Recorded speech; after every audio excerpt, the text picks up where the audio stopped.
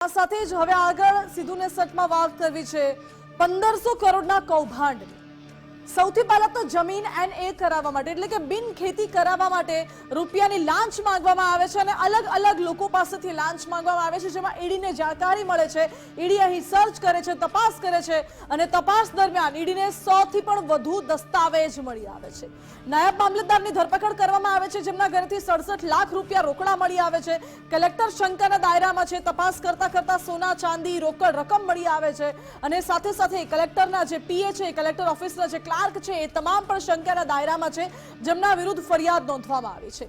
આખા કેસમાં ઈડી તપાસ કરે છે, એસીબી પોતે ફરિયાદી બને છે અને તપાસનો ધમધમાટ ચાલે છે।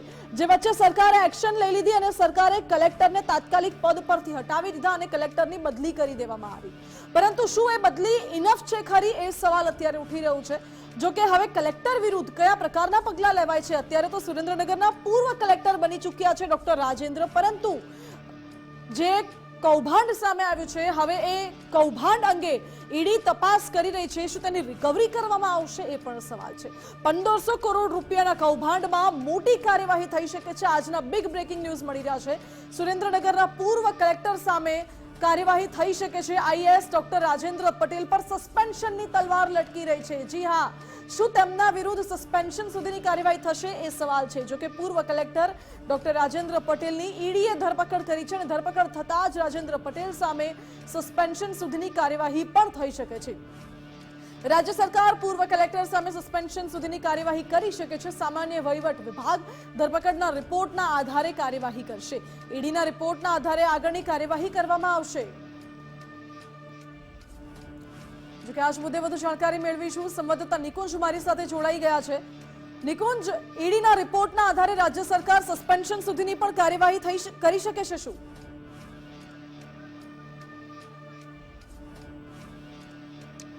જી માનસી, જરૂરથી, કારણ કે રાજેન્દ્ર પટેલ પૂર્વ કલેક્ટર સુરેન્દ્રનગરની ઈડી દ્વારા ધરપકડ કરવામાં આવી છે અને તેમને કસ્ટડીની અંદર રાખવામાં આવ્યા છે। માનસી, IAS અધિકારીઓનું જે ઓલ ઇન્ડિયન સર્વિસ રૂલ્સ જે છે તે એ કહી રહ્યું છે કે કોઈ પણ IAS અધિકારી સામે આ પ્રકારે ઈડી સુધીની કાર્યવાહી થાય છે અને જો તેને 48 કલાક સુધી કસ્ટડીમાં રાખવામાં આવે છે, તેના પર આ ગુના સંદર્ભને લઈને અથવા તો તેને જેલ થાય છે, તો 48 કલાક બાદ આપોઆપ તેનું સસ્પેન્શન જે છે તે થઈ જતું હોય છે। એટલે રાજેન્દ્ર પટેલ સામે જે પ્રકારે ઈડીએ કાર્યવાહી કરી છે અને તેના 48 કલાકનો સમય વીતશે, તે સાથે જ રાજ્યનું સામાન્ય વહીવટી વિભાગ એટલે કે GAD ડિપાર્ટમેન્ટ રાજેન્દ્ર પટેલ સામે સસ્પેન્શનનો ઓર્ડર કરશે, તે પ્રકારની જાણકારી મળી રહી છે। અને ઇન્ડિયન સર્વિસ રૂલ્સ પણ એ જ કહી રહ્યું છે કે કોઈ IAS અધિકારી 48 કલાક કરતા વધુ કસ્ટડીમાં રહે છે અથવા તો તેમની સામે આ પ્રકારના આક્ષેપો પુરાવા થાય છે, તો રાજ્ય સરકારનું જે સામાન્ય વહીવટી વિભાગ છે તે સસ્પેન્શન તે અધિકારી સામે કરી શકે છે અને રાજેન્દ્ર પટેલ સામે પણ આ પ્રકારની સસ્પેન્શનની તલવાર જે છે તે લટકી રહી છે। ગઈકાલે ઈડી દ્વારા રાજેન્દ્ર પટેલને કોર્ટ સમક્ષ રજૂ કરવામાં આવ્યો અને તેના રિમાન્ડ માંગવામાં આવ્યા છે। હવે ઈડી રાજ્ય સરકારના સામાન્ય વહીવટ વિભાગને આ IAS અધિકારીના કસ્ટડી સંદર્ભને લઈને રિપોર્ટ કરશે। સંભવિત રીતે તે રિપોર્ટિંગ થઈ પણ ચૂક્યું હશે અને આ રિપોર્ટિંગના આધારે રાજ્યનું GAD ડિપાર્ટમેન્ટ જે રાજેન્દ્ર પટેલ છે તેની સામે સસ્પેન્શનના ઓર્ડર કાઢશે।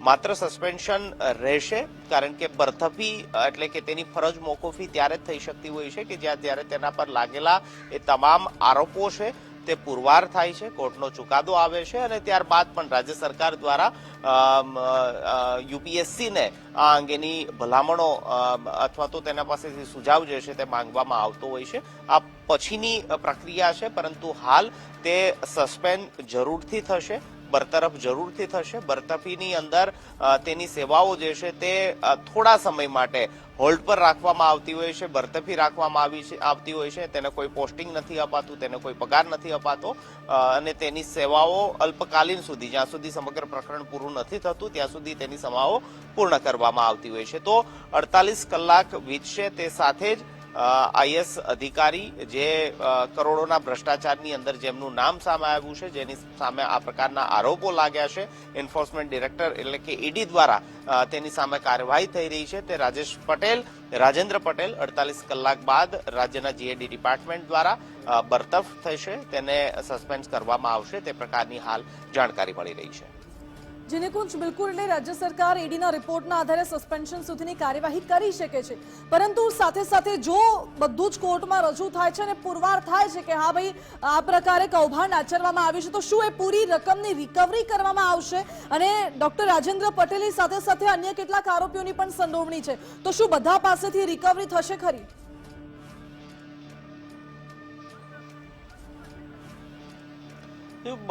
ખૂબ જ લાંબી પ્રક્રિયા આ સમગ્ર કેસ સાથે જોડાયેલી છે, કારણ કે હાલ માત્ર તે આરોપો લાગ્યા છે, હાલ માત્ર તેના રિમાન્ડ છે. રિમાન્ડ પૂર્ણ થયા બાદ સમગ્ર તપાસ થશે, તેની ચાર્જશીટ ફાઇલ થશે, ત્યારબાદ સમગ્ર કેસ ચાલતો હોય છે, તો લાંબી પ્રક્રિયા છે.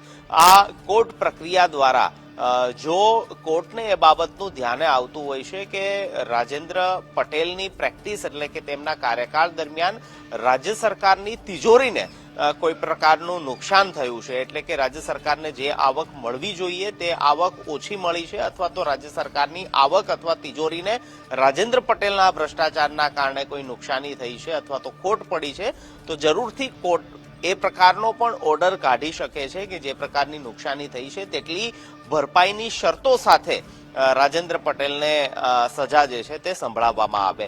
પરંતુ આ ખૂબ લાંબી પ્રોસેસ છે. આરોપો લાગશે, ત્યારબાદ આરોપો સિદ્ધ કરવા માટેની પણ સમગ્ર કાનૂની પ્રક્રિયા થશે. ખૂબ લાંબો સમય તેની અંદર જશે, પરંતુ સ્વાભાવિક છે, આપનો સવાલ વ્યાજબી છે. જો કોર્ટને એ પ્રકારના પુરાવાઓ સામે આવશે કે રાજ્યનું ભંડોળ રાજ્યની તિજોરીને નુકસાન કરે તે પ્રકારની રાજેન્દ્ર પટેલની કરપ્ટ પ્રેક્ટિસ હતી, તો જરૂરથી કોર્ટ એ દિશાની અંદર પણ ઓર્ડર કરી શકે છે. પરંતુ હાલના તબક્કે રાજ્ય સરકાર દ્વારા રાજ્યનું સામાન્ય વહીવટ વિભાગ જે છે તે પ્રાઇમર ફેસી એક્શન જે લેવાનું હોય છે, પ્રાથમિક જે પગલાઓ લેવાના હોય છે, તેવા આવા કેસની અંદર એ સર્વિસ રૂલ્સની અંદર જ એ પ્રકારનો નિર્દેશ કરાયો છે કે આઈએસ અધિકારીને આ પ્રકારના ઈડીના ચાર્જીસ હેઠળ જો તે 48 કલાક કરતા વધુ સમય કસ્ટડીમાં રહે છે તો આપોઆપ તે બરતફી તરફ જાય છે અને રાજ્ય સરકાર દ્વારા એટલે કે જીએડી ડિપાર્ટમેન્ટ દ્વારા તેનો બરતફીનો ઓર્ડર કરવામાં આવતો હોય છે. તો રાજેન્દ્ર પટેલ સામે પણ આ પ્રકારનો કાયદાનો ઉપયોગ કરીને તેને બરતફ કરવામાં આવશે અને જે પ્રકારના ઇન્કવાયરી દ્વારા ઈડીની તપાસ દ્વારા જે વધુ માહિતી અથવા તો જે પ્રકારના તેની સામેના પુરાવાઓ મળશે તેના આધારે આ કેસને રાજ્ય સરકાર અને એન્ફોર્સમેન્ટ ડિપાર્ટમેન્ટ દ્વારા પણ વધુ મજબૂત બનાવવા માટેનો પ્રયાસ કરાશે. ન માત્ર રિકવરી પરંતુ ગંભીર પ્રકારના ગુનાની અંદર કડક સજા પણ થઈ શકે છે અને તે દિશાની અંદર પણ એન્ફોર્સમેન્ટ ડિપાર્ટમેન્ટ ઈડી દ્વારા તપાસ જે છે તે કરવામાં આવી રહી છે. માનસી જી નિકુંજ, બિલકુલ આભાર આપનો.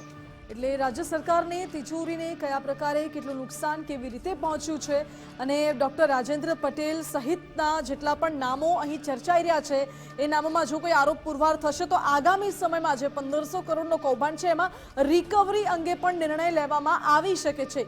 હાલ તો અત્યારે 4 જેટલા જે મુખ્ય આરોપીઓ છે, ખાસ કરીને એ મુખ્ય આરોપીઓને પોલીસે તેમના વિરુદ્ધ ફરિયાદ નોંધી છે અને તપાસ કરવામાં આવી રહી છે. જો કે હવે આજે આખું કૌભાંડ છે જમીન NA કરાવવાનું, તેમાં કોનો કેટલો હિસ્સો હતો એ પણ સમજવું છે ગ્રાફિક્સના માધ્યમથી. અત્યાર સુધી તો 1500 કરોડનું કૌભાંડ સામે આવ્યું છે, પરંતુ હજુ જે ફાઇલો મળી છે, જે દસ્તાવેજો મળી આવ્યા છે એની તપાસ ચાલી રહી છે અને એમાં વધુ કેટલાક ખુલાસા પણ થઈ શકે છે. ઈડીની પૂછપરછમાં સૌથી મોટો ખુલાસો એ થયો છે કે કોના ભાગમાં કેટલો હિસ્સો આવતો હતો. સૌથી પહેલા કલેક્ટર જે શંકાના દાયરામાં છે, કલેક્ટરની ધરપકડ અત્યારે કરી લેવામાં આવી છે. કોઈ પણ કૌભાંડની ફાઇલ આવતી હતી અને જે પણ લાંચની રકમ આવતી હતી એનો 50% જેટલો હિસ્સો પૂર્વ કલેક્ટર રાજેન્દ્ર પટેલ પાસે જતો હતો, એટલે 50% જેટલો હિસ્સો તેમનો હતો. આ સિવાય એડિશનલ કલેક્ટર છે RK ઓઝા, જે 25%નો અન્ય હિસ્સો હોય એ RK ઓઝા પાસે રહેતો હતો, 25%ની કટકી. એ સિવાય ચંદ્રસિંહ મોરી જે નાયબ મામલતદાર છે, સૌથી પહેલા નાયબ મામલતદારની ધરપકડ કરી લેવામાં આવી, એટલે નાયબ મામલતદાર 10% હિસ્સો લેતા હતા. એ જે જમીન NA કરાવવા માટેની સત્તા છે એ સત્તા નાયબ મામલતદાર પાસે મોટા ભાગે હતી અને જે આખી આ પ્રોસિજરમાં સહી સિક્કા થતા હતા એ આ બધા ચહેરાઓ, આ બધા નામ સામે આવ્યા છે જેમના વિરુદ્ધ અત્યારે તપાસનો ધમધમાટ ચાલી રહ્યો છે. પછી જે મામલતદાર છે મયુરભાઈ દવે, મયુર દવેનો પણ 10% હિસ્સો હતો, એ પણ અત્યારે તપાસ ચાલી રહી છે તેમના વિરુદ્ધ કે અત્યાર સુધી કેટલી ફાઇલો આ પ્રકારે ક્લિયર કરી છે અને કેટલા નાણાં લેવામાં આવ્યા છે.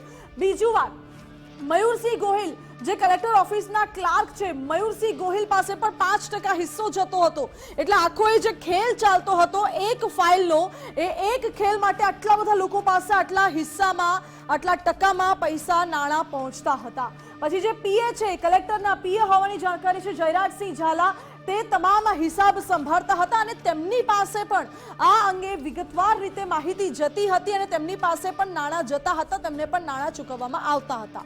જો કે જયરાજસિંહ ઝાલા જે આખો હિસાબ સંભાળતો હતો તેમને પૂરી વિગતવાર ખબર હતી કે આ ફાઇલ ક્યાંથી આવી છે, કોની ફાઇલ છે, આમાં કેટલા લેવાના છે અને એને કરાવવાની કેટલી આખી વિગતો છે. દરેક વિગતો જયરાજસિંહ ઝાલા હેન્ડલ કરતા હતા અને સાથે સાથે જે નાયબ મામલતદાર અને ક્લાર્ક છે, એ ક્લાર્ક આ તમામ જે વિગતો છે તે જોતા હતા અને સહી સિક્કા પછી થતા હતા. એટલે આખી જે પ્રક્રિયા ચાલતી હતી, આ કેટલા સમયથી કૌભાંડ ચાલતું આવે છે, હજુ કોણ કોણ સંડોવાયેલું છે, શું આ ચહેરા સિવાય હજુ કોઈ ચહેરા પણ છે કે કેમ, ઘણા બધા સવાલો ઉઠી રહ્યા છે. જો કે એ જ સવાલોના આધારે અત્યારે ઈડી દ્વારા તપાસનો ધમધમાટ તેજ કરવામાં આવ્યો છે અને આ તપાસમાં વધુ સ્પષ્ટ થઈ શકે છે કે શું આ 1500 કરોડના કૌભાંડમાં હજુ કોઈક અન્યની સંડોવણી છે કે કેમ. કારણ કે આટલું મોટું કૌભાંડ આચરવું એ કલેક્ટર, નાયબ મામલતદાર કે મામલતદારની સત્તામાં નથી હોતું. પાછળ કોઈનો હાથ હોય છે, તો શું પાછળ કોઈનો હાથ છે, કોઈ મોટાના આશીર્વાદ છે કે કેમ, એ પણ સવાલ ઉઠી રહ્યો છે. જે તમામ દિશામાં અત્યારે તપાસનો ધમધમાટ ચાલી રહ્યો છે અને જેમ જેમ તપાસમાં ખુલાસા થશે એમ એક અપડેટ્સ અમે આપના સુધી પહોંચાડતા રહીશું. આ સાથે જ સીધું ને સટમાં હાલ અત્યારે બસ આટલું જ. વધુ સમાચાર માટે આપ જોતા રહો ગુજરાત ફર્સ્ટ.